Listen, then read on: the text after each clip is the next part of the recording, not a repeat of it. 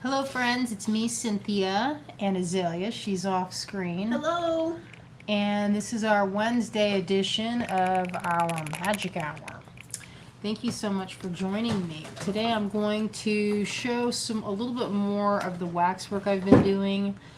I have been working on a few things. We have a big show coming up. It's in downtown Asheville. It's called the Big Crafty. That's happening not this weekend, but the next weekend.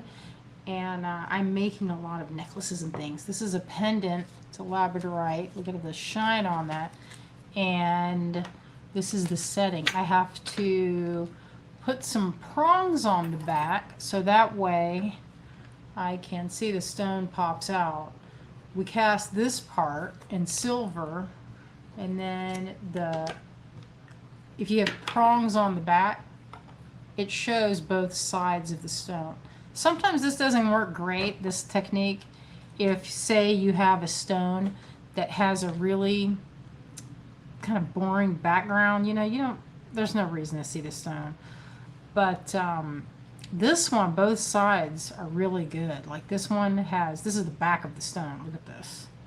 And it's kind of glittery. It's a little bit different than the front. I was like, man, it's a shame, but the front is equally good. So both sides are awesome. So I'm going to add prongs. I'm going to show you how I add prongs. And on Sunday I did some waxwork as well, but I was going to show how to use this Roncinol fuel, or this might not even be Roncinol brand, but it's lighter fluid, and I'll show how I use that. Oh, hello, Dale. She says, hi, Cynthia and Azalea. Hello. Thank you all for joining us today on this beautiful and very warm Wednesday.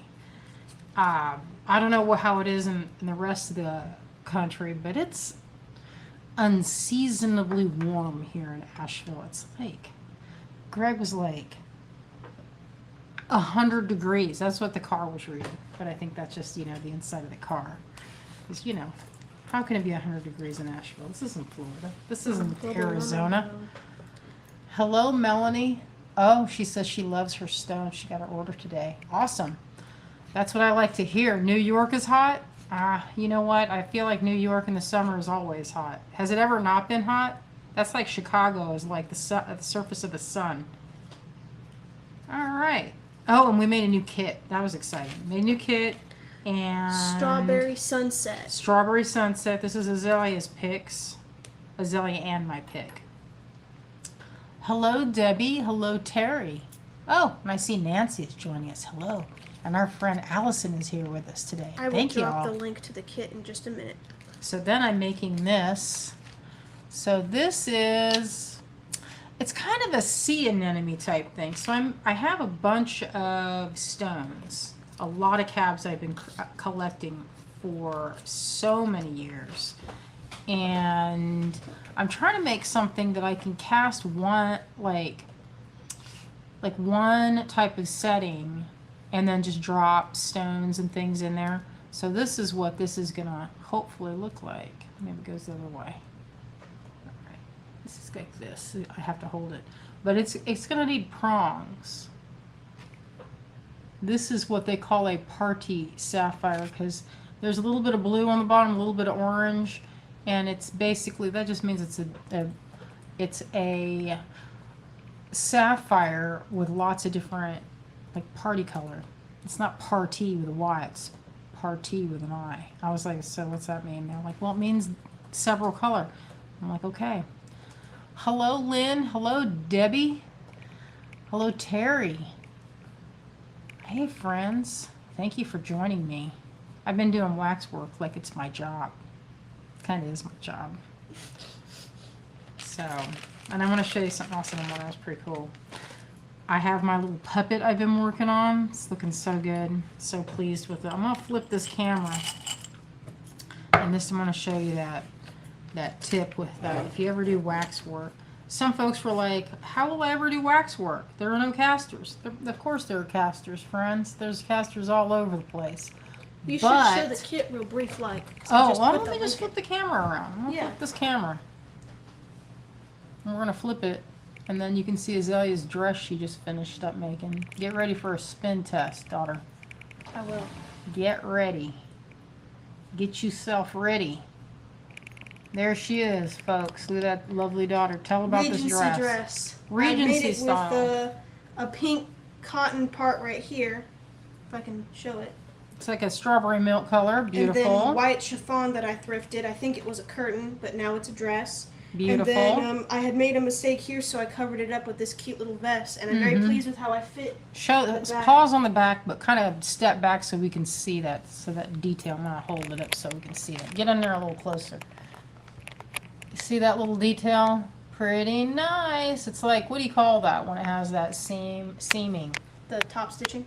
No, it's like the back cinching. Oh, you mean the princess seam? Is it a princess seam? I don't know. I think that's I think that's the word for when it's in the front. Here's Marty. He's still a little under the weather. He is, and I can tell he's just been kind of flat feeling, you know. He's not feeling it. But all I can do is give him antibiotics. And he's on his special food. All right, I'm gonna, what am I doing? You're putting it into the other tripod. Azalea, you have a lot of nice comments. Thank you. Terry says, awesome. Mary says, it looks really lovely. Thank Debbie you. says, wow, that's awesome. Great job with the dress. You did a good job. Terry said, how's Marty? He's still under the weather. I can tell he is. He just doesn't feel, not feeling good. Melanie says, very Bavarian. She was kind of going Regency, but I could see how you would say that. I like a blend of historical Same. time periods. I like it. I'm very pleased with it. My next dress will be more Regency Day dress for like practical wear with pockets and 3/4 length sleeves. But this one I thought was pretty for summertime.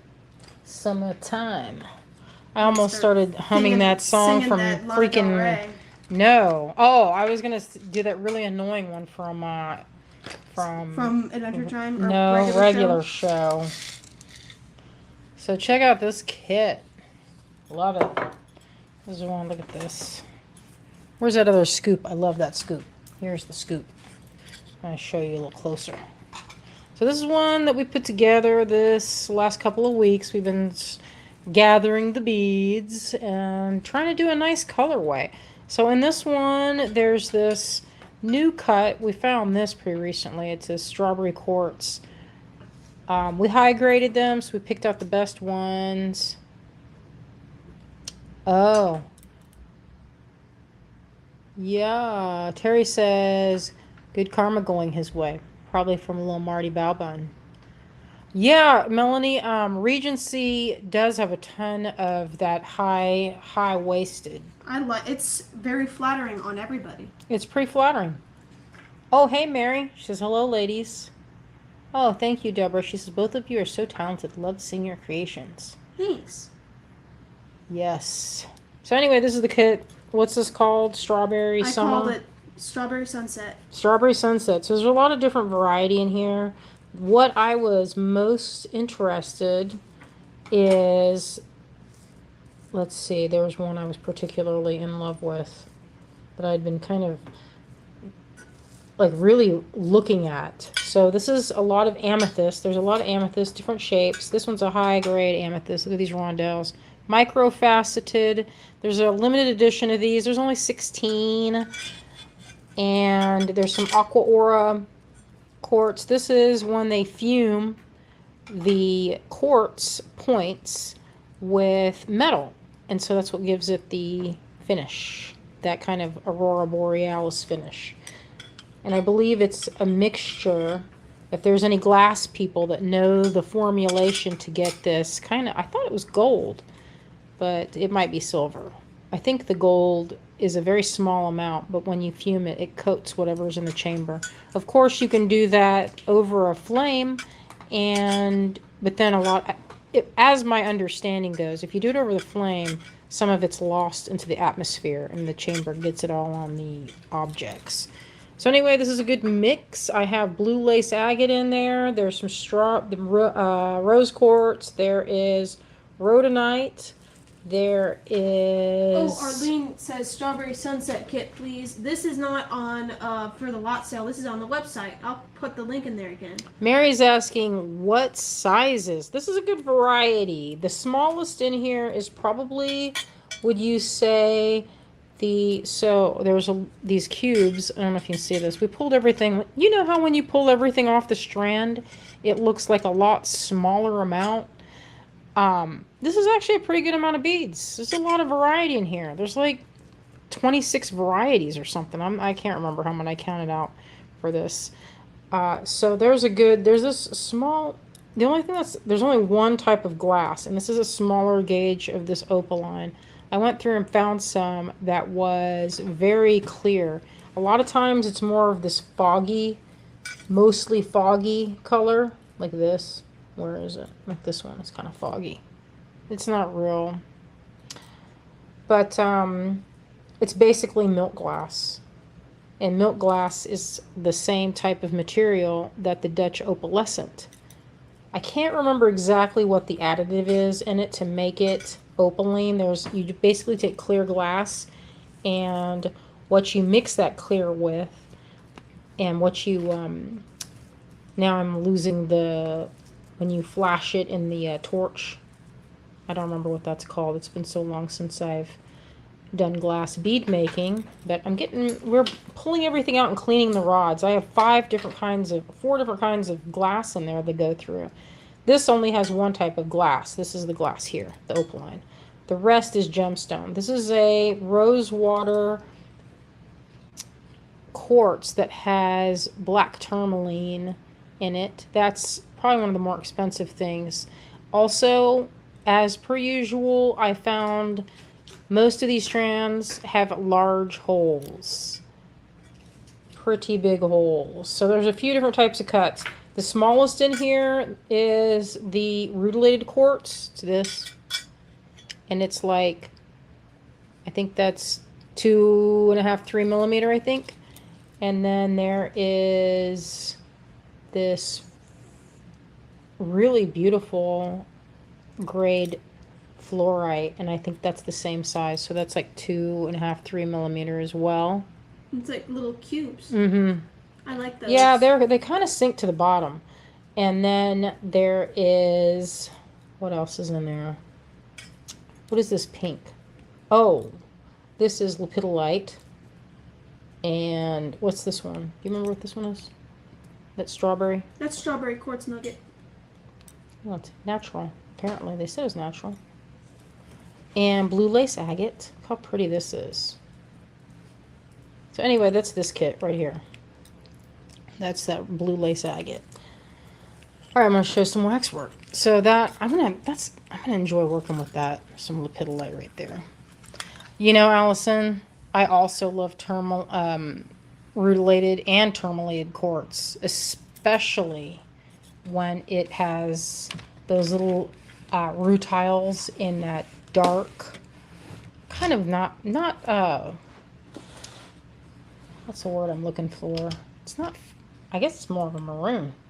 Oh, so here's that ring. Here's this ring. I'm going to show it so you can see it a little better.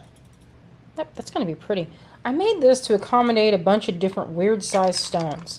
So I have a bunch that they're not calibrated. Calibrated means when it's the same. Like this would be, the oval would be like 8 by 10, and then you just make a setting for 8 by 10, and that's it.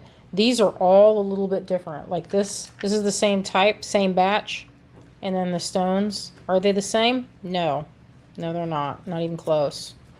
Well, close. You can see it's close, but they're not close enough where I could get away with making a standard size setting. So a lot of times when I'm making settings, I have to make them one at a time. Oh, hello, June. Our friend June's joining us. Thank you for joining us today, June. So this, I'm going to have to build up around this. See where it's not exactly going to fit. But I will say I have really been enjoying having an adjustable ring size. And I'll tell you why. So I've kind of fluctuated weight since the beginning of the year. It's probably when my dad passed away in January. I kind of dropped weight. Didn't feel much like eating as much as I usually do. So I lost a little weight, and then none of my rings were fitting, so it's kind of a drag. The only ones that were really fitting were the ones that I could squeeze tight a little bit. So now that happened, I've gone between, I don't know about anybody else, but if I eat fries, my hands swell up. So then I can wear those rings again. And this is the one I was thinking originally I'd made it, and it was much larger. Okay, so this is how that looks when it's like that.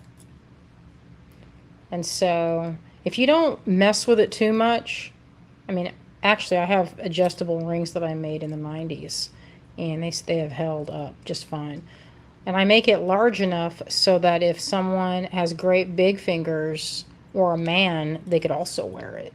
But mostly I do it for myself because I shift sizes.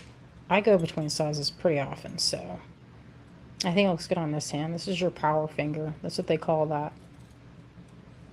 Allison, same. The heat swells my fingers. Same. And then in the winter, they shrink. So that's one of the reasons I like that.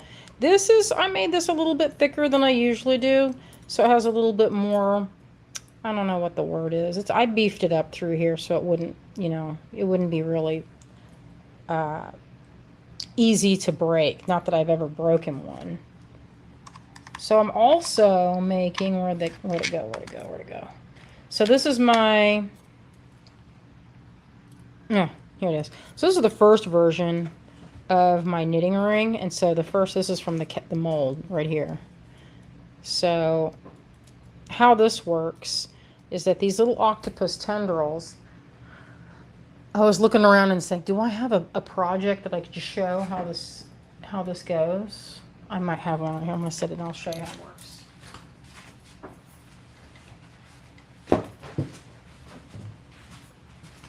Look at this bag. My friend Joanne made this. Isn't this pretty? This is a project bag to go around your wrist so you can wear your knitting with you. Okay, so here is a hat that I'm working on, right? And some cabling. That's the wrong side, so this is the cabling. So you can see what I'm working on. I've only got like the last part to go. And there are no mistakes. Can you believe that? I think this is the right side. Or maybe it's this side. It is this side, duh. Okay, so there's the cabling. You can see that. Thank you. It's warm. Thank you. I appreciate that. Little daughter made me some espresso. She made it on the stovetop. So here goes. Pretty. I want to be able to do stuff like that. You will. Cabling's easy. You just have to have a cable needle. I'll show you how to do it. Alright then. So, you get your thread or your yarn. This is the one that I use. Okay, so this is my favorite one. This one kind of needs to be doctored up. And here's the other one. So this is generation 3 of this. Oh, thank y'all. I love knitting. I very rarely get a chance to do it. So the first version I made, so it fits like this. You put actually it goes on this side. On your working hand. It's like this. So it has 2 in case you're doing color work. I don't want to go in there and start messing with my pattern, but because I have to have the pattern showing. I'm like, is that a knit stitch or do I purl that there? I think I purled that one. So anyway, you would have it like this. You'd go in and do your knit stitch. Hope that's a knit stitch for that. If not, I'm gonna have to go back and redo. It's probably a purl. But anyway, see how it holds. But the only thing is that this one it slid around a hair. It wasn't as good as this one. So this is one. I'm going to make some of these for the Big Crafty. I'll probably have like 4 or 5. I'm not going to make a bunch because you never know what's going to sell. And silver's like $30-something an ounce right now. So I for sure do not want to make a bunch of stuff so I can sit on it. So if you have any interest in a knitting ring, send me an email right here and I'll make one for you. But I don't want to make a bunch if I'm only, I don't know how many knitters are out there that are interested.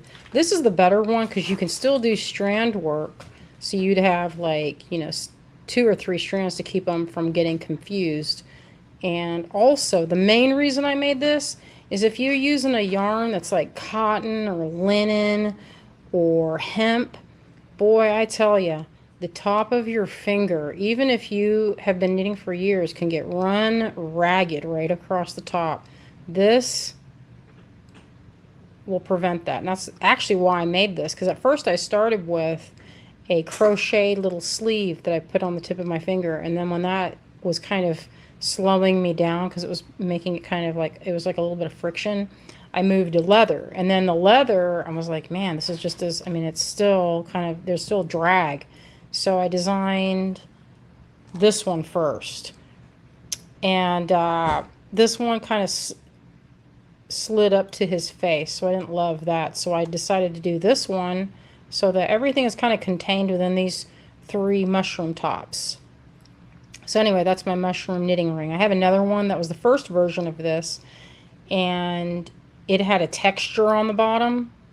I don't know why I did a texture, but I did. So the next version, this version, had no texture at all. So it's real smooth and slick right here. So the yarn just goes right through, no problemo. This was kind of an expensive, this yarn here is some kind of weird possum fur from Australia. I don't even know what the animal's name is. It's some kind of possum. It's unbelievably soft. It's like the softest yarn. It's the softest yarn ever. But anyway, it was expensive. So I was like, I'm going to make something that I'm going to get a lot of mileage. And there's still a little left. Look how much is left. I was pretty happy. Maybe you can get 2 hats out of it, which would be different. Oh, for a minute there I thought I had the inside, but I did not. So I couldn't tell you what kind of luxurious yarn this is. Oh, thank you, Karen. Sometimes I can be very smart with my tools. Actually, I think a lot of it is when you need something, that's when you come up with it, is when you need it. At least that is the way it is for me. So I'm going to show you where'd that piece go. Oh, and then I'm going to show this too. I was really happy about my girl here. Or, as I've been calling her all evening, my masterwork. And the reason I'm saying that is because such a pain in my butt to make this. It's got to be something fancy, right? It's going to be something fancy. All right, so here's the little puppet I'm working on. She's a praying mantis. She's missing her legs. Her legs are... Where are the legs? There's the tops of the thighs. These are all different so I can choose my own adventure and figure out which one I like the best.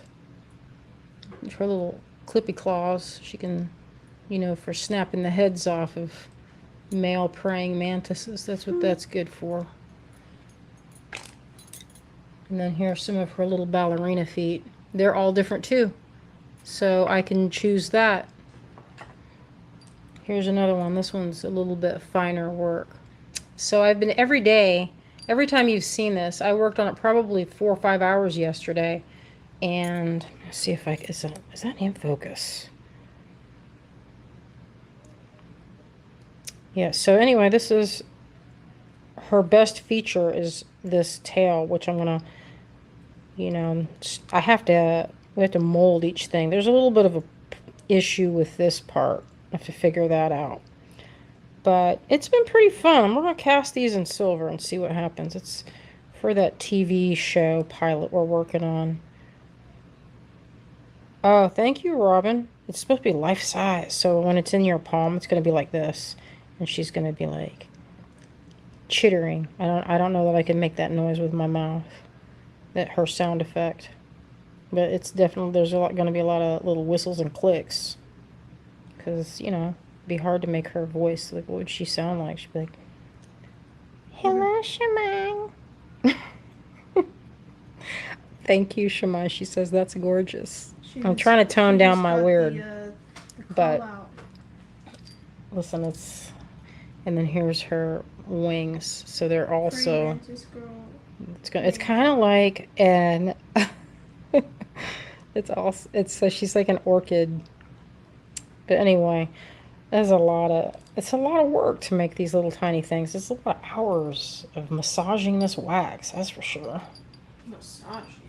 Sanding, massaging, you know, you guys get the drill. Here's also that Care Bear that I was working on. That's for the 80s thing. And I'm not going to show the little charms. Y'all are just going to have to get ready. You're going to have to be stunned when you see it. Oh, and not to forget, look at this. This was on Sunday. We made a few of these. I think we made 10 of each. This is that frog. Yeah, this is already cast. Soon. It's almost ready to ship. It just needs to be polished. So that's the original. And then there's the casting. Oh, thank you, June. Appreciate that. There's its face. Sometimes looking at this thing makes my eyes feel like they're crossing. This little tiny screen.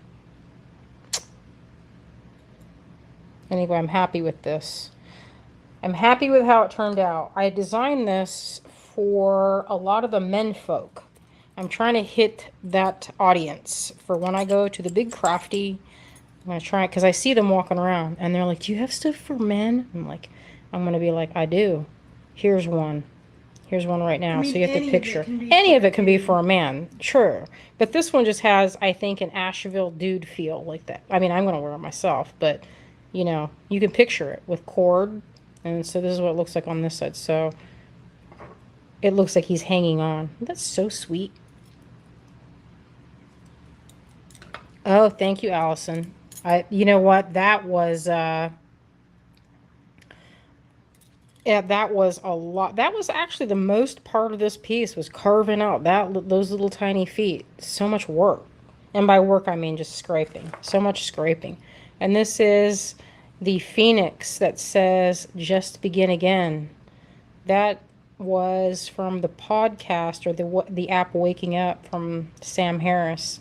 He had this amazing little short affirmation reminding us that you can, at any point, change your energy, change your mind, change the way you feel, and just embrace that, because the only person that actually can change it is you. So you know what, whenever I see that, I'm like, it's like my reset button.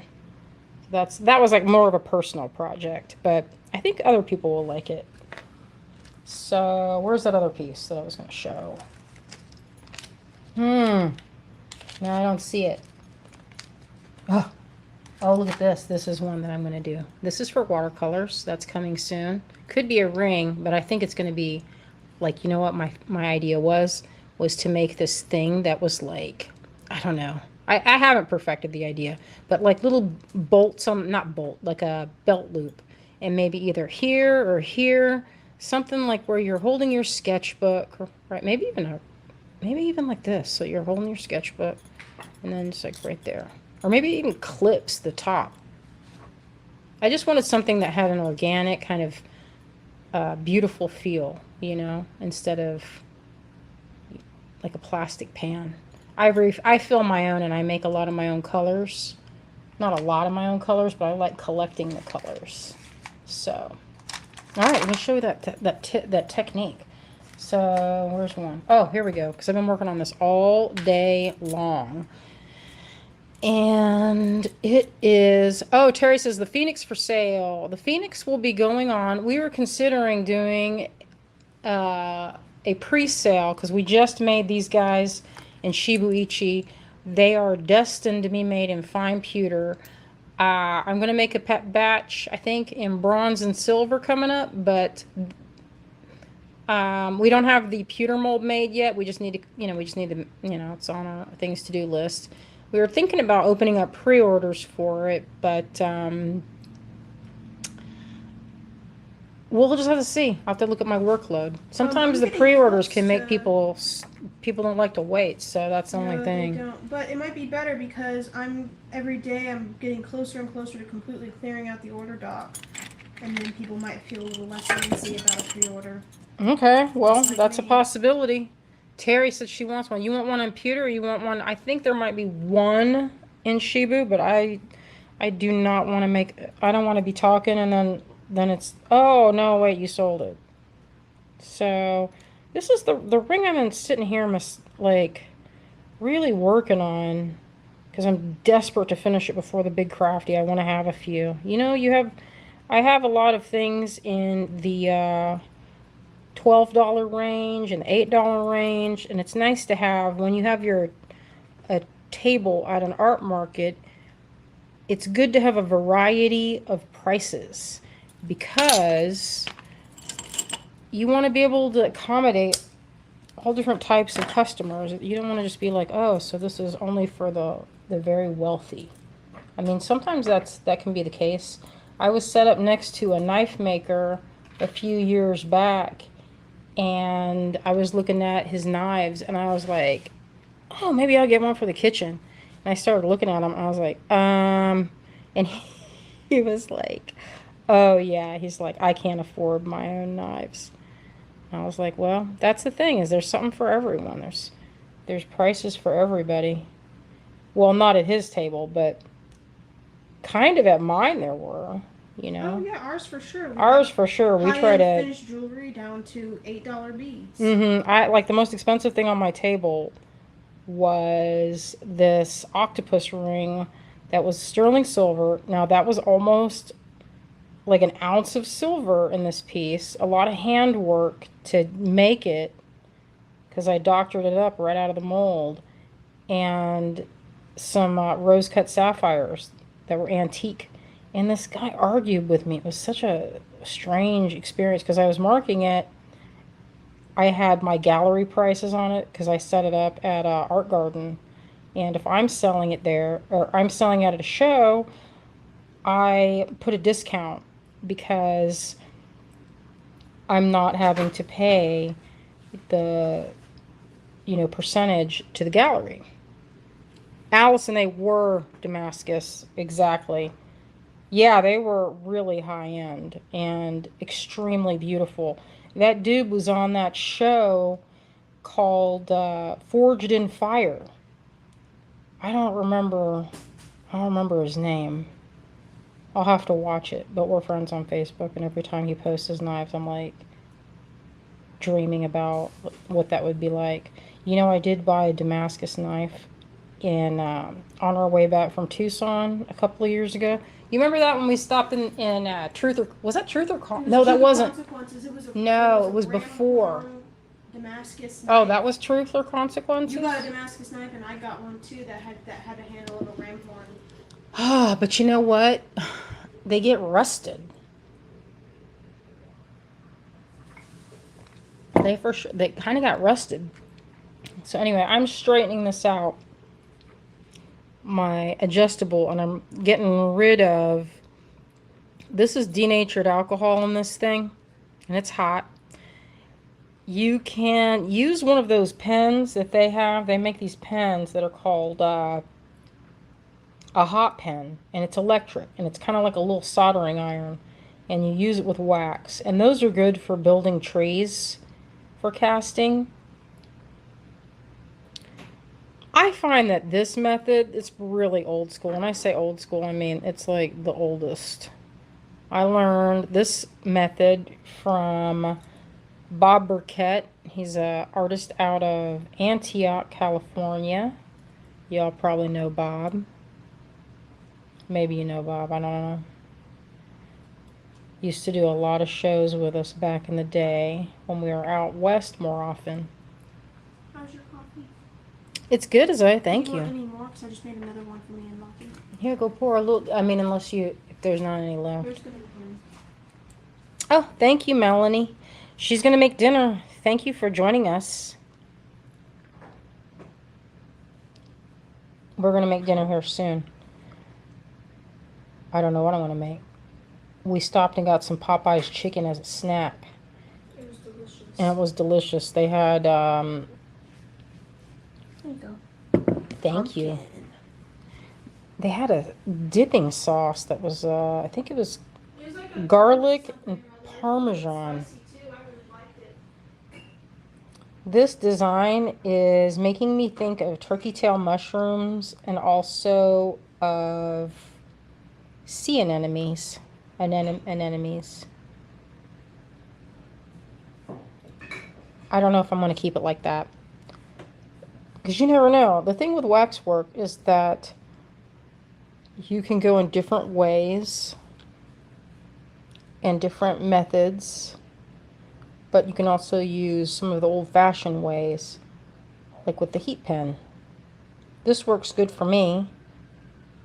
Kind of lo-fi. You just need to get denatured alcohol, which is getting more and more difficult to find. When I was in California, oh, sorry, I was just feeling, is this getting hot? It's getting a little hot. I'll move that back.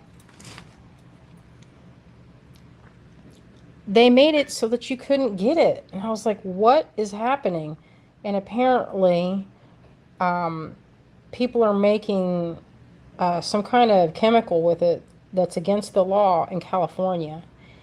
I don't want to mention it because I don't want to get my video removed.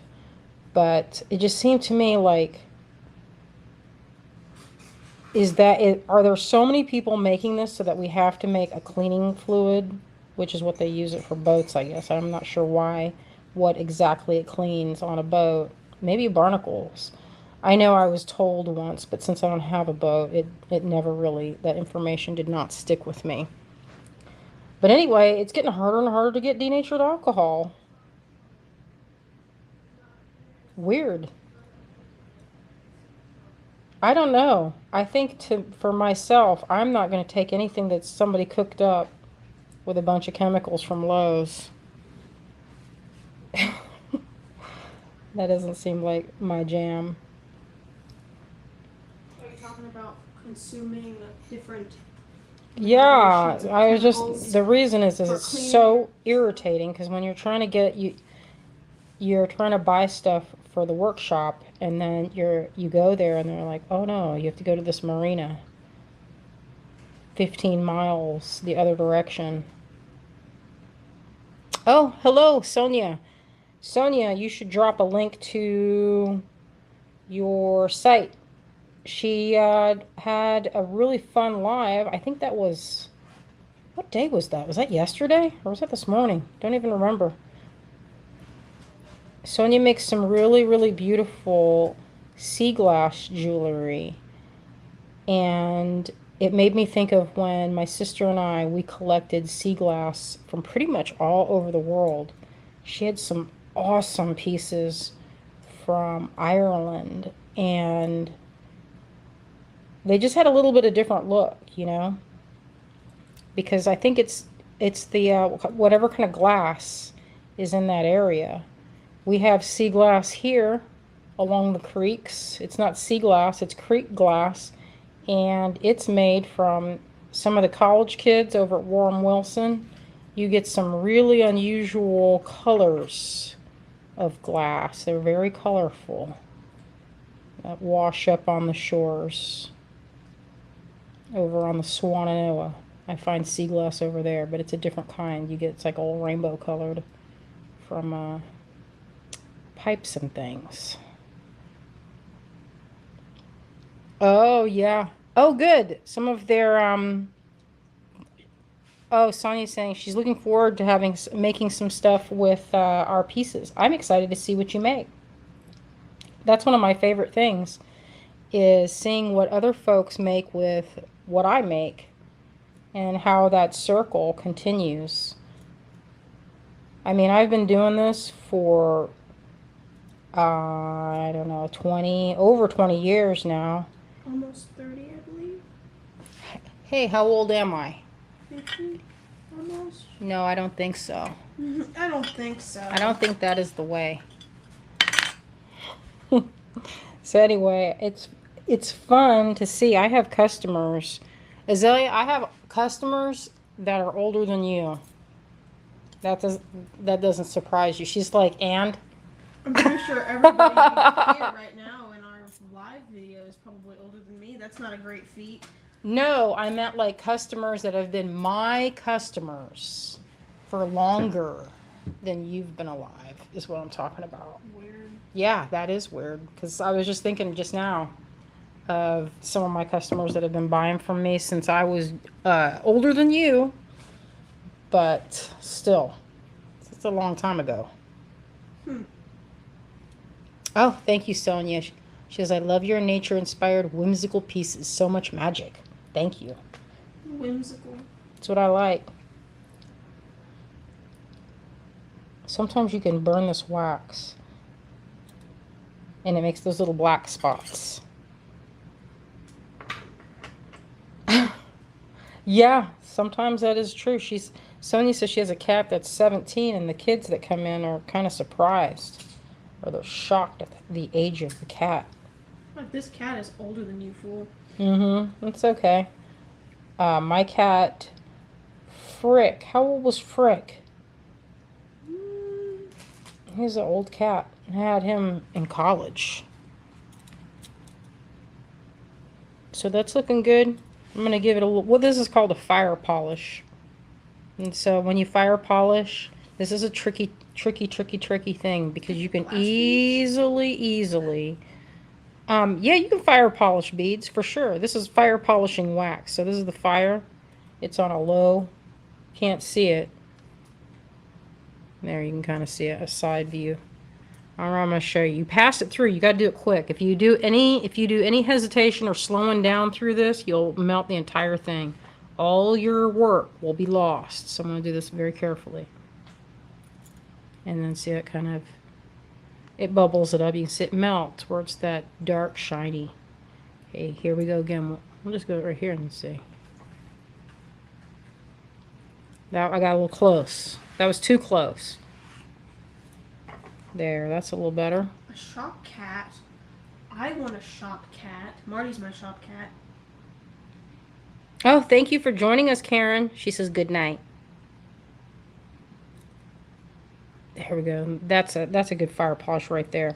I got a little melty. And the reason I'm doing this is I'm trying to straighten out some areas because this wax, it wants to go level. When it's melted, it wants to go flat. So instead of going through the rigmarole of polishing it with sandpaper, I can do this. Now, you can only fire polish to a point. You can't keep fire polishing towards the end or you'll melt the crap out of the pieces. There, see that? I don't know if you saw that. Do it again. There it is. So there's some fire polishing. Very quickly. You can't do it for, you can't go nuts with it because it'll melt and drip. All right, so that's the fire polishing technique right there. Oh, hello, Jennifer. She's super late. I'm still going. Oh my, I didn't notice it was 42 minutes. Usually I lose track of time. I always tell Isaiah, we'll try not to go too long because people have things to do. I don't know if they'd really be interested in watching this for that long. But it seems like it's, I don't know, I love showing this. I show this thing. I could show crafting all day long. Alright, so this is a chewed up old brush. I've had the same brush for this exact same purpose. I don't know how long. Okay, so it's still kind of gunked up. Terry asks, what happens after you make your wax form? Well, there's two things you can do, Terry. There's two things you can do. You can either go ahead and cast it. You make a mold, or you can make a mold, which is what I'm going to do, because I have learned the hard way that things can be lost in the mold in the heat of the investment casting. And maybe on Sunday we can show, because we cast every week, a couple times a week. So this is what this is doing. This is breaking down the surface. See, it's kind of getting on my hands. It's kind of like baby oil and polymer clay, if you've ever used those things. And this kind of it smooths the surface down. Get a nice satiny surface. And some of the burrs and things, it makes it, see how that, it's not matte, but Terry would love to see a snippet of that. We can do a casting on Sunday. We do a casting on usually in the morning, but maybe we can do like a mini one in the end of the day or some portion of it to show the fun part. Okay, so that kind of looks like roots. Let me see. Get in there.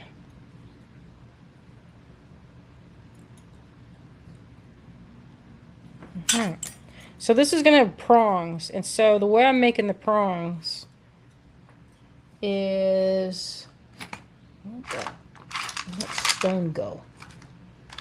I think this one would be really pretty. Look at that sunstone. Isn't that gorgeous? Oh yeah. So all that needs, so what I'm going to do for each stone, so you have to picture, I'm going to make a mold of this in silicone, and then we make extras. And so you can doctor up each one that comes out of the mold by, I'm starting the prongs here, so these are some prongs.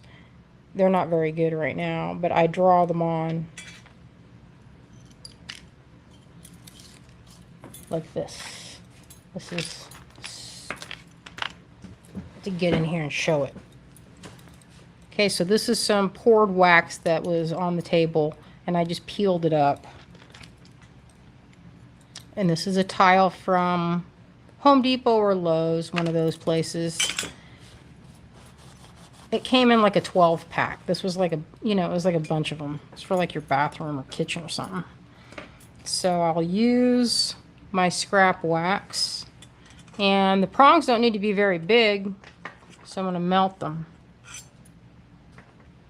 You draw it on first.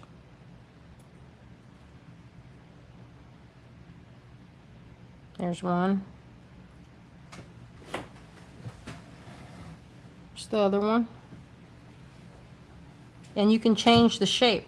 So I have some that are cast in the shape of butterflies and different, you know, little different things. Okay, so once they're ready,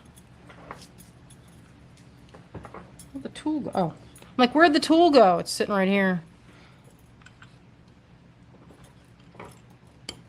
Okay, so there's one. Here's the stone. So what you do is you position it where you want it. Let's see, where's that guy? And they have to be where they're tall enough where the stone, see the stone sits up pretty high. So if it's too shallow, the stone will just pop out. So what you want to do is you want to have the prongs set in such a way where they hug the top or to the height of the piece. So I'm going to put this one, set it right there, I think would be a good spot for it. And I'm just going to grab a piece of or some heat my tool up, and that's hot. You see how hot that is? That's real hot. And I just touch that well, it's stuck to my tool. Okay, we'll do it again because I lost that one. Man down. Okay, we'll try it again. Let's stick it here. This part's tricky, I will say that. Sometimes I'll use this wax that's really sticky. It's made out of beeswax and glycerin. It's one I make for sculpting, but I add more glycerin to it to make it extra sticky. Alright, I'm going to grab a little piece of wax here from this. And I'm going to just drip that down to hold it steady. And then I can shape it. Now I don't bend it across the stone until after this thing has been cast. Otherwise you can't, I mean, you don't want to close it up around this because this stone will shatter if you put it in the kiln. You don't want to do that. So what we're going to do is we're going to put prongs all the way around, and we pop the stone out. It's going to keep it in place there. And see, the good part is when I'm making this, I'll have this as a blank, and I can doctor this up with different prongs. I can put like 10 prongs around this. put as many prongs as I want. And then when you cast it, in whatever metal, this is going to be silver, the prongs will be open. So then, after you finish it and clean it up and get all the plaster off of it, and it's all nice and tumbled and cleaned and shiny, at the end, you slide your stone over and you're like, hello, my darling. Sit down here and enjoy. And then, once it's seated, you have this other tool called a stone pusher. I know it's not in here because I don't use it in this station. It's in my workbench downstairs. But you take that pusher and you push the prongs down on each side, and then the stone is seated and it's not going anywhere. And then you have a beautiful ring, and then you clean it up and polish it, and it's ready to go. It's ready to wear. I love a chunky ring too. So I got a lot of big stones. These I think of are like, I think of them as talismans. And when I'm working on it, I like to imagine the people that would wear the jewelry and what kind of person. This one I kind of thought of it as like a mermaid ring or like a fairy type ring where the person is sort of a, kind of a free spirit that is not afraid to wear statement pieces. It's something that they can show that they like, big juicy gemstones. It's like what I like. So that's how you do that. That's the steps. So hopefully I will have this ring and I will be wearing it by Sunday. Arlene says, do you use PMC clay for this? Arlene, this is not PMC clay. I do not use the PMC for this. I use PMC for different things.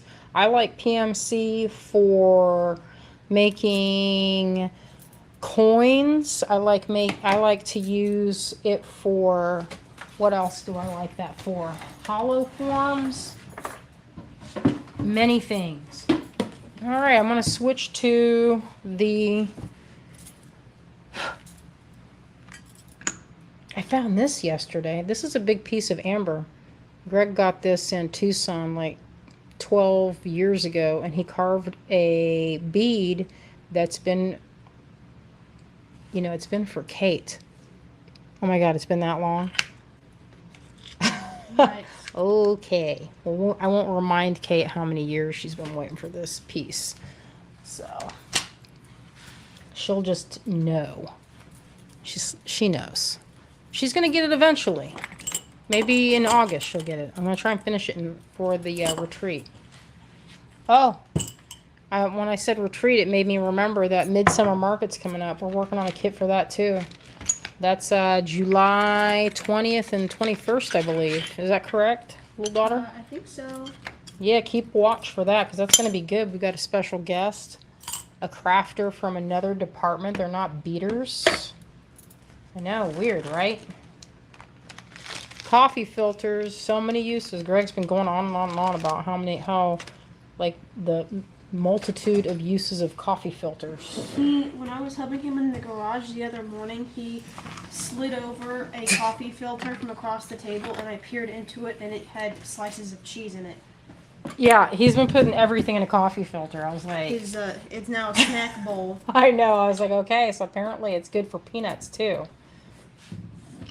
Oh, I need to put this kit away. So this is the, what did you call this again? Strawberry Sunset. Strawberry Sunset. I'm going to scoop it with this little bulldozer. I got these. I think they're from Bead Shop. Look how fun that is. How fun is that? I love doing this. Get in there, you. How much is this kit, little girl? 56. 56. It's a lot of beads in there. You might say, if you've ever gone to the bead store and had a little bitty bag that was like $450, this is that. The generous helping right there. Get in there, you. I need a little brush. Do I, though? No, I don't. It's getting obsessive. Okay, let's see what we got, little girl. Little daughter. Oh, she put that there. Oh, the Strawberry Sunset. Thank you. You posted it. Good job. It's on the website, yeah. How many of these do we have? It says on the back attached. Oh, 5. This must be from our mold making. So this is a bronze orchid. These are kind of labor intensive to make. They're usually in pewter, which are really easy to make. Pewter is a much lower melting temperature material than pewter. That's why there's a cost difference, because this is labor. You're looking at the labor involved in making it. For every one of these, you have to make a wax piece, build a tree, invest that tree in plaster, and then burn it out. So it's a lot of steps to get to this. So this is 232. It's 20 bucks. It is a very beautiful bronze link. I made these to go. This is originally what I thought of. I thought it had a beautiful, it could be like a corsage type thing, or you could do several of them, or this could even be beautiful painted. So 232 orchid link. I mean, also could make a beautiful necklace. Obviously, it hooks from here and here. We did a class with Jamie Yoshida not so long ago. That was when was that? That was a while ago, actually. I said not that long ago, but it was actually like a year or two ago. And we were painting them, and one of the customers, I think they're out of Hawaii, did a really outstanding necklace where they joined all of them, and boy, they looked amazing. So there's 3 of those. Look how they look. They look so pretty. Azalea, you need a necklace like this to go with your dress. I agree. Because that would be the right time period. And then you have 2 stones coming out like this. Maybe, here we go, right here. Look at this. Look at this. Oh, our friend Clem. Hello, Clem. You should make it for me. I should make it for you. What metal do you want it? I like bronze. I think that silver bronze looks would good. be nice too. Either one. Shibu maybe. But I think maybe silver would be most accurate. Ah. Oh, thank you, Jennifer. She said she just bought the Strawberry Sunset. Yeah, that's a good one. There's a lot of variety. And also, I should say, we also don't mark our stuff up super duper high and like triple, quadruple, quintuple. I've seen places that charge kind of a lot. Yeah, Azalea does not like it. She gets kind they of multiply their cost by like 6. There's no other explanation other than they're taking everything and pricing it times 6. well. That Sometimes. is not us. Well, you Corporate have to greed remember, is sometimes very you have if you have a high cost of overhead, which is, I was explaining to Azalea, sometimes you got to the overhead is part of your cost of doing business. Now, since we don't have that, like if you're doing a show where you're setting up a table, you got to factor that in because you're paying, however much you are for your booth or your rented space. That's going into the cost of your business. So I keep reaching for my Optivisors, but I took them off. That's just part of business. Built into your head. I know. It'd be like if I were a transformer, I would have it just come right out of my forehead. Jennifer said I didn't see the live from the beginning, so the little scooping up sold me. Oh, good. I love scooping that stuff up. It's a lot of beads in there. I just put that wooden spoon back, but I kind of want to scoop it again. She wants to scoop it. This one, this was a lot of finicky detail. I don't know if you can see this, but in the background, I carved out all the little leaves and the thorns. This is actually one of my most detailed pieces. That would be I kind of good. want to scrub it. That This and is your love. silver would be perfect So- for Regency, I feel. Oh yeah, this is for sure a good Regency type piece because it has that flavor. And this is, I made a bunch of things that were in this. Are there more of these guys? Oh, here's the other one. I think I made. That one's the orchid. Oh yeah. There's an orchid No, one and a that's not. rose. This is not an orchid. This is an iris. Oh, that's what I meant. So the There's no iris orchid. says wisdom. So this was part of the Language of Flowers series I did, and I don't remember what else I did. Was it lily? Or maybe I only got this far. I don't think you 243 made any more than that. and the rose. I thought I had some planned out. What was this at 245? So how many? Only one of each, huh? Yeah. There's That's only what one of we found. each. All right. But we can make more. If there's a lot of interest, y'all, if there's something y'all want, message me. We'll put it on the casting list. This is part of the series that we were talking about with Jamie. This is a poppy. I made a poppy clasp for Kate. $235. So how we price it a lot of times, or all the time, is weight. And if there's a lot of handwork, I charge a couple extra dollars for the handwork. But this one was not a lot of handwork. Those 20 come bucks. out really They come clean out from they the come out mold. really clean and easy. So I've this pressed one those many times. is a good one for this. This is why, and it looks good with this. Where'd that one orchid go? Like this. Look how pretty that would be. So we have another one. Where's the other one? Huh. Oh yeah, here we go. This is part of that series. This is 240. And it's bronze. It's a sunflower, and it's pretty detailed too. There's a lot of it's the seeds. One time I grew these sunflowers, and I picked out a red. It was a dark red. The petals were super dark red, and it was amazing. They were about 5 feet tall, and it had a ring of orangey yellow in the middle, and then this was black. They were amazing. So there's 240. Oh, Dale says, I love your pewter lotus links. Oh, thank you. That one, I think that's one of my all-time best sellers, is that pewter lotus. I've been making that for a lot of 240 was a years. sunflower, right? Yeah. Oh, I should show this. I didn't realize. I thought I didn't have any more. So this is the rose, 241. I like carving roses. I love roses. Me too. That one in silver would be perfect for Regency also. Jennifer would love all of those in pewter. I believe right now this is part of a set. If y'all, okay, listen. Let me put a link. Oh in yeah, there, good thinking. We recently put out a set for a competition. It's the Mm. floral bundle, and It has like all of these links these. in pewter. All of the ones. I think there's 7 of them. So if you want that, there's a small discount to It get. has a clasp in it too. And it has a clasp. It's called the Spring Fling Flower Bundle. I'm putting a link in the comments right now. Yeah, and that I did a live showing how to do the watercolor technique. It's really pretty, and if you did it with that, it would look awesome. Oh, good, Clem. Clem received their set. Awesome. I'm glad. I want to see what you make. I know it's going to be amazing. Okay, I have this hand.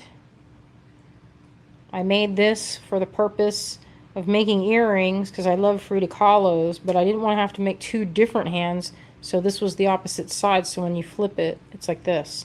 This side is this side. This one's 32, 246. Hefty. It is hefty, but I think I'm gonna discount that.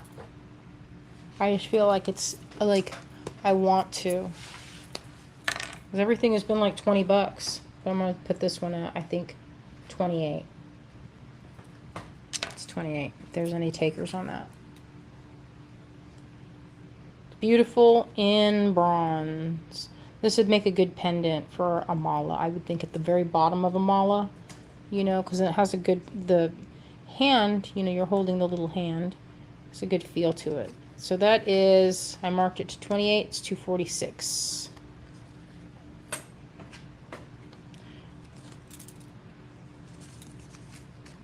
Terry says, please.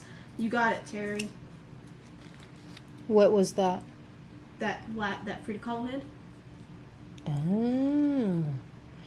This is one of my very favorite ones. I don't know how y'all feel about using a button clasp, but this size is my favorite. There's a mermaid that's also this size, and I like it because it's 238. It's a good size for a button, but it's also, if you make bracelets, this is good for making a double or triple strand. So what I usually do is I'll fold a piece of upstairs where it's way too hot. I have all my samples, so I'm going to drag them all down. But let me just show real briefly how this works. So I've got this strand here. So this is green quartz, which I'm pretty crazy about. You would do it like this. This is what I like to do with Charlottes, metal Charlottes. And I make the loop. And when you're wearing it, it usually stays to this side like this, right? And I'll use like leather or a type of silk or something like that. And it works pretty well. Works good. It's a great clasp. A button clasp. Okay, so this is kind of a heavy duty, kind of heavy piece. It's a cloud link. Now, I've used this one myself as what I usually do with it is just like this. And then I put dangles. What are metal Charlottes? Or a cornerless cube. Charlottes are a type of, I guess it's the old name for, they're tiny cubes with the corners cut off. They can be they can be like 2 millimeter. They can be up to, I think I've seen them at 3 or 4 millimeter. Okay, so this is 236, and I will say this one can be also 28. So we'll leave a discount. 236 on that piece. It's the cloud link, and it's really a very sculptural piece. It's one of my favorites as far as making something that has a very amulet feel. I've made it like this where things hang from this side, but my favorite way is this way. And I like to hang briolettes. It's a perfect place for briolettes. Okay, it looks like I have one of these. 237. It is the Hieronymus Bosch key.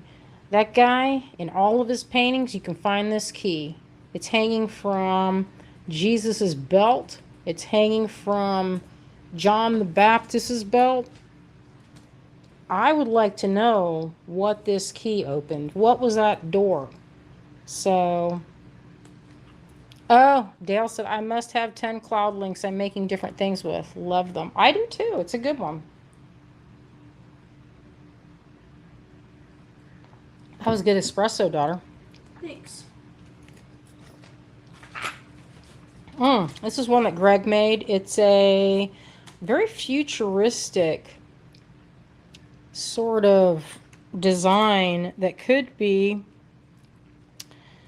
well, he designed it as a pendant. It hangs from here. It looks futuristic and ancient at the same time. Or it could be like this.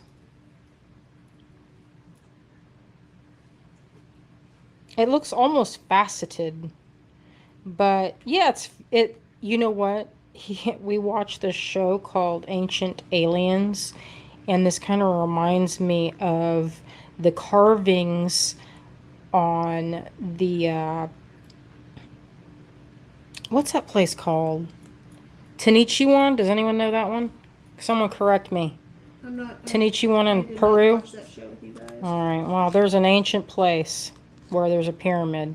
This is 239. If there's any interest in this. If there's not, I'm going to make something really cool with it. Really cool. When I was looking at it, I was like, I am having ideas.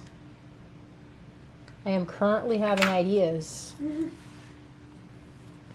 Okay, so this is my son. This is Marty. You could probably tell by the round, wide muzzle and the smiling expression. This is what he would look like if he were a moth butterfly. Flapping. Thick. Devious. It kind of looks like he's got like ruffles, but that would be fur. His fuzzy, fuzzy, fuzzy body. 54. It's heavy. Let's mark that one down. There it is. Thank you, Helen. Chichen Itza. Is that how you pronounce it? I can never pronounce it. I'm just remembering how that was pronounced. So this one, let's make this one, because I think that one, let's make that one 42. 42. $231. There's a lot of handwork in that. It's a big fistful. It is a fun word to say. I don't know if I'm saying it correctly. But anyway, that was the inspiration. This is one of my favorites. This is the bronze. It kind of reminds me of lichen, cellular structures, mycelium. It's all that. Doesn't that? Spores. Doesn't that remind you of that? Same thing? Neural network. Maybe not the neural pathways. That's not exactly. But it has that same kind of mesh. You know, it's the natural world. 242. A lot of those shapes kind of repeat.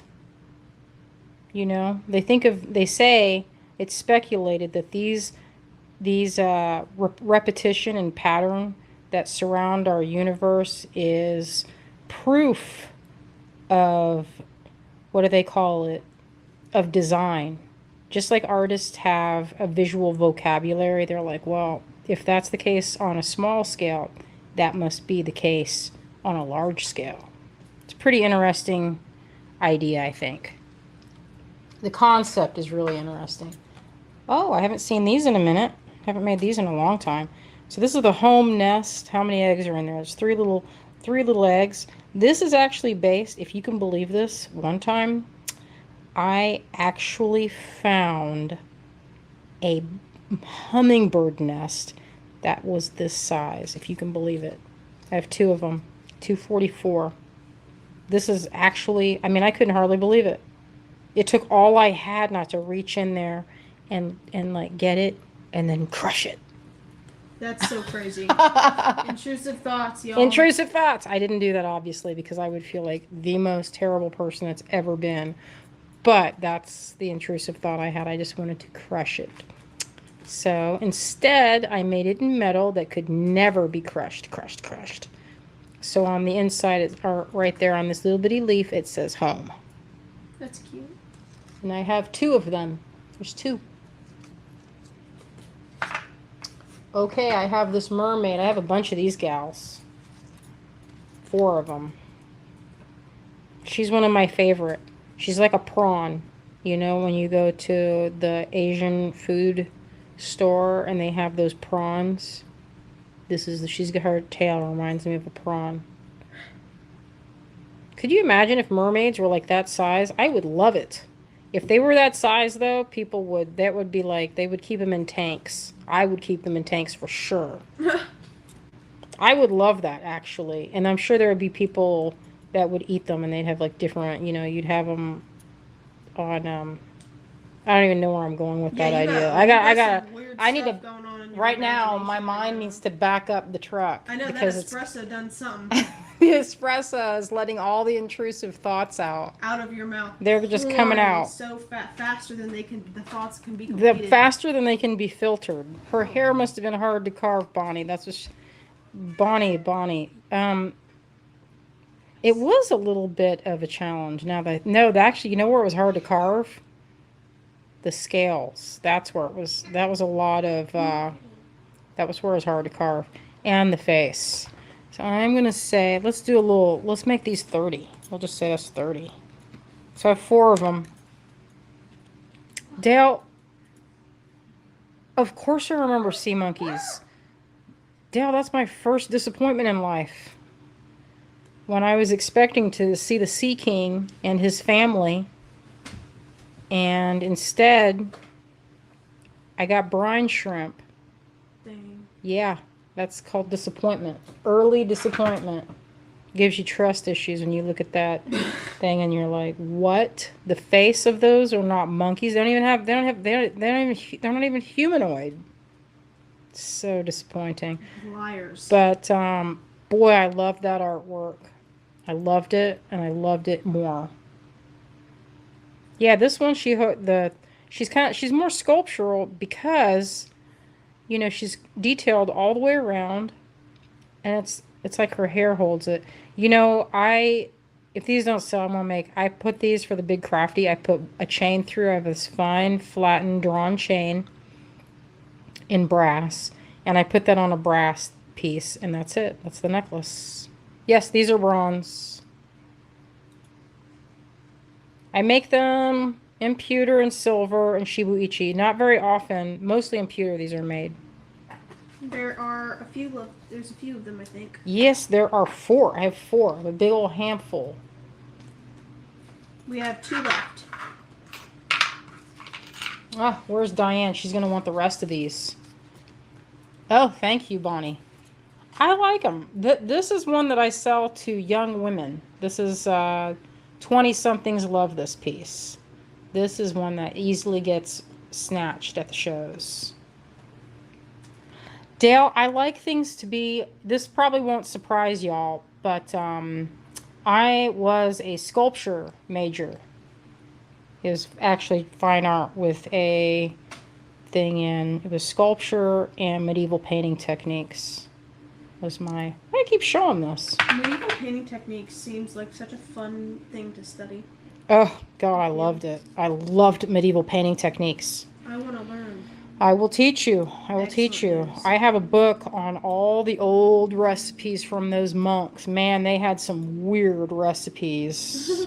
Weird. So I made egg tempera is what I made.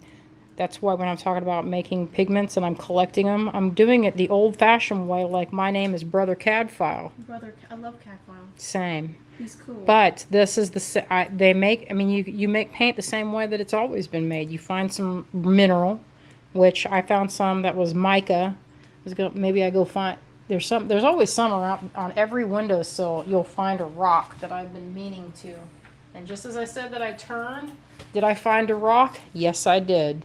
There's right here. There's a rock in every corner of the house. So you could grind this up and make a pigment, and that's what I was planning to do with this. It makes a very beautiful sparkle. What I do is I take a hammer and I smash the heck out of it.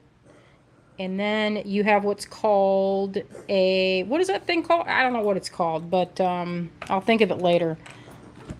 Now it's going to bug me. It's just that Mueller, a glass Mueller. It goes like this, and you grind it down flat. You don't want any grit because that makes for a horrendous painting experience. That in that Girl with the Pearl Earring. And you know what? It's done the same exact way that it's done now. Cool. So this is one of my all-time best-selling pieces for designers. My designers love this piece. So this has a Rumi quote on the back, and it says, "Let the beauty of what you love be what you do." Words to live by. So my friend Diane, this is her, this is one thing she orders a lot from me in every metal. This one's in bronze. I have 4. It's $230. And it is a sweet one. It's very sweet. Very sweet. An easy sale if you make things for resale. This is one that I never have trouble selling because they read that quote and they're like, oh, yes. What a good affirmation. And it is a good affirmation. All right, so the last piece, this is a little heavy-duty one. What's that say? 44. She's one of my favorites, one of my all-time favorites. And it's a recent piece. Within the last 4 or 5 years I made this. It has, this is for what I was called, I made this for when I met a gal named, if anyone's from around here, they probably know my friend Mary Ellen. I met her a few years ago, and she had this kind of witchy vibe about her. She makes these bundles, right? I'm going to show you the bundle, because no one's going to know what I'm talking about. Or maybe they'll know what I'm talking about.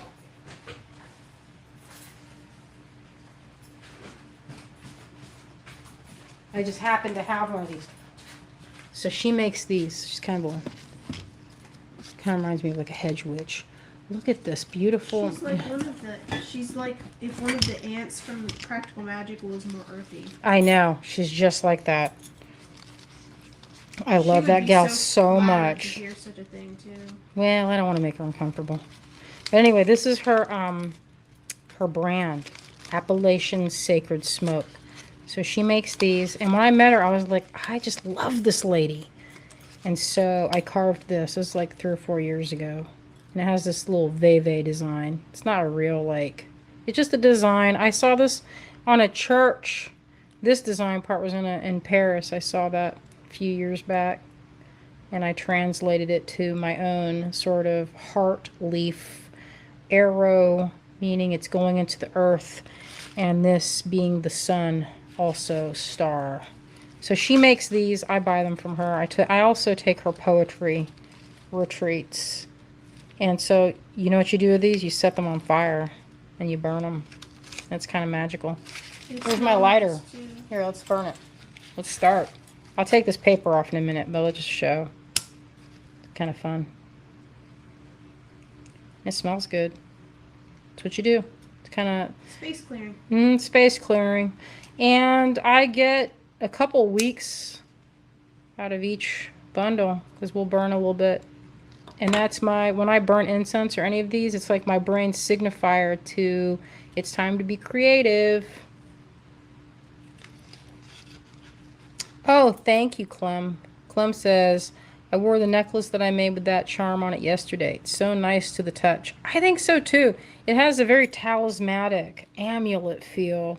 And it looks good, good, good on a mala. So if you're thinking of, hey, what would be good on a mala?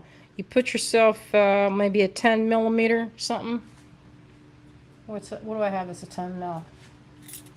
Oh, wait. I mostly have these in pewter.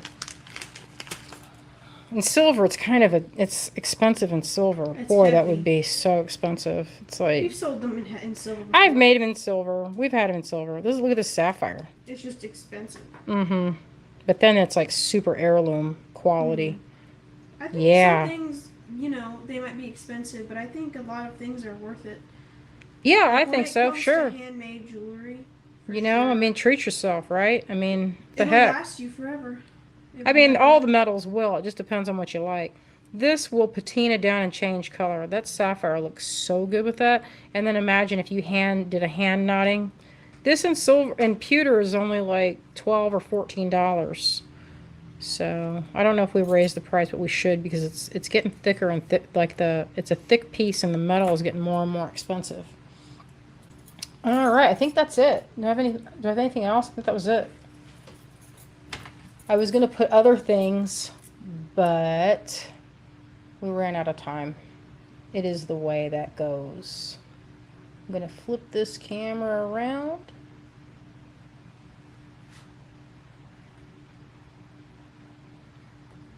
All right, sorry about that moment.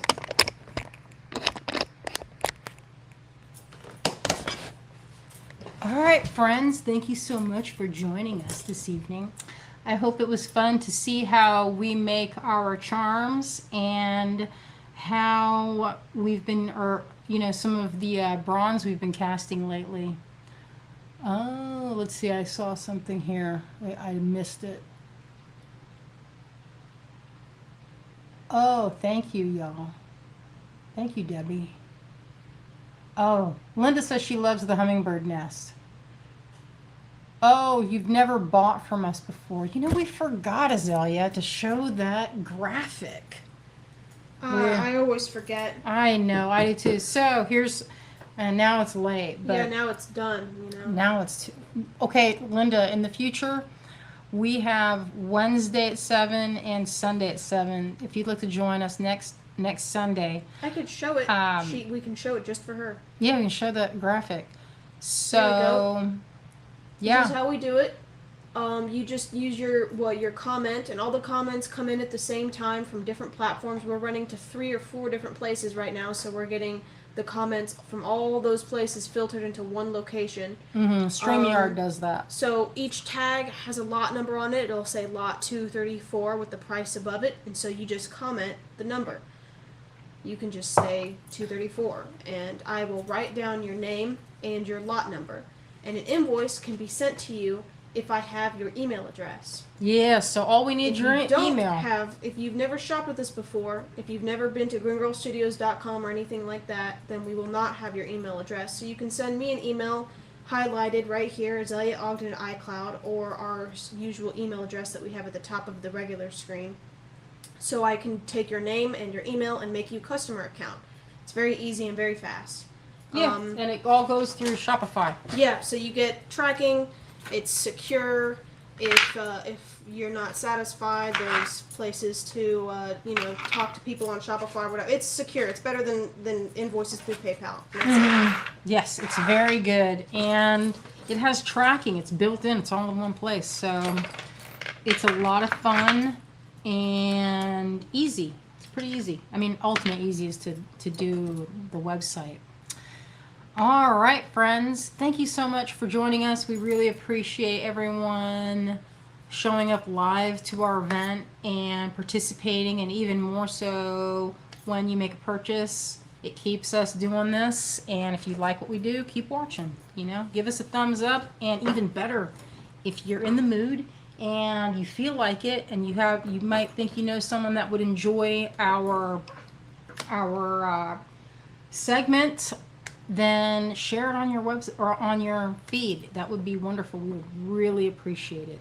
So, Azalea, you've been asked. Where's that list? Oh, yeah, that's right. Gotta show that list. All right. Bonnie says, I had a darling toad make a home in my little garden. I thought of you, Cynthia. Thank you, Bonnie. Thank you. I appreciate that. This is the whole list here. It's all our people. And there we go. All right. Thank you so much, everyone. We are working on shipping everything out. It takes us, a lot of times if there's any combined shipping, it takes us a minute to do that, kind of figuring that out. So thank you all for being patient. It's just Azalea in the shipping. Sometimes I stand around trying to be useful, and you ask what can be helpful, and then I tell you I'm doing it on my own, and then that's the end of that. Okay, so my job is usually the other end of it. So anyway, thank y'all for joining us. Marty, he appreciates it. Oh, she's going to show him. She's bringing the boy in. Here comes the boy. My son, my darling. All right, thank you all, friends. We love you out there, and we hope you have a wonderful rest of your week. We will see you on Sunday. We have some fun things lined up. Maybe we'll get down, and if it's not too hot, we'll try to do something with casting. We'll show some of that. So we'll see y'all on Sunday. Have a good evening.